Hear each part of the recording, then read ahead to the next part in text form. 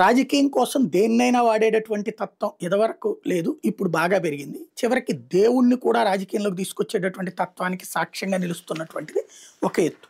ఇప్పుడు వెంకటేశ్వర స్వామి స్వయంగా ఈ సమస్య పరిష్కారానికి పూనుకున్నారేమో అన్నటువంటిదే నా నమ్మకం.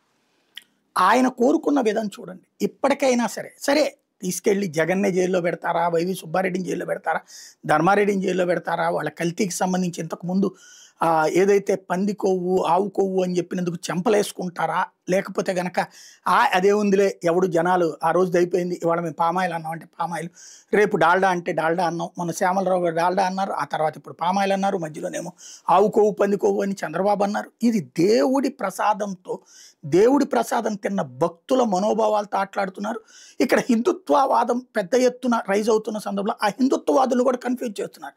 దేవుడికి ఇదిగో ఇడంత అన్యాయం చేశాడంటే మనం అట్లా అనకపోతే ఎట్లాగని వీళ్ళందరూ కూడా రాస్తున్నారు. కానీ ఆ దేవుడిని అవమానిస్తున్నాం, దేవుడి కళ్ళెదురుగా 5 సంవత్సరాల పాటు అట్లాంటిది జరుగుతూ ఉంటే చూస్తా ఊరుకుంటాడా దేవుడు? ఇది సెంటిమెంట్ కాదా? ఆ రూట్లో అసలు ఆలోచించట్లేదు. వెంకటేశ్వర స్వామి అంటే ఎక్కడ తప్పు జరిగితే అక్కడ గనక నేత్ర దర్శనం రోజున తప్పు చేయడానికే వణికి చేస్తారు. అట్లాంటి స్టేజీలో అంత సెంటిమెంటల్ ఏరియాలో ఎంత దారుణాలు జరిగినాయి అన్నటువంటి పాయింట్ని పదే చెప్తాం.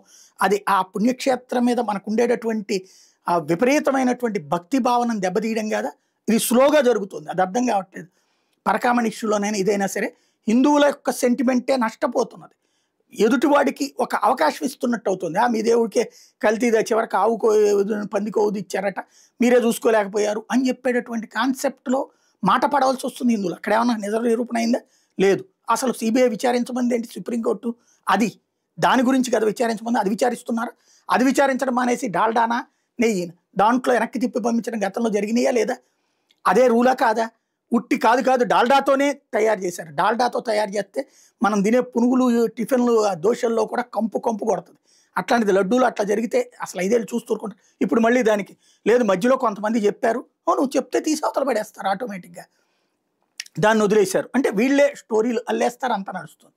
కనీసం పోనీ ఓకే, అట్లాగా మనకి ఆ వైసీపీ వాళ్ళందరూ లోపలేసి వాళ్ళందరూ దుర్మార్గులు, వాళ్ళందరూ హిందూ వ్యతిరేకులు అని చెప్పాలనుకున్నాం, చేసి పడేయండి. బట్ ఇప్పటికైనా ఇవాళ మనం తీసుకుంటున్నటువంటి వాళ్ళ దగ్గర నిజంగా ఎన్ని ఆవులు ఉన్నాయి, ఒక ఆవు ఎన్ని పాలు ఇస్తుంది, ఆ పాలకి ఎంత పెరుగు వస్తుంది, లేకపోతే ఎంత మేగడ వస్తుంది, ఎంత వెన్న వస్తుంది, ఆ వెన్నతో ఎంత నెయ్యి వస్తుంది, ఇది లెక్కలు ఇంతకుముందు మొన్న రాశారు కదా ఏ పత్రికలు, కుప్పల తెప్పలుగా రాశారు కదా.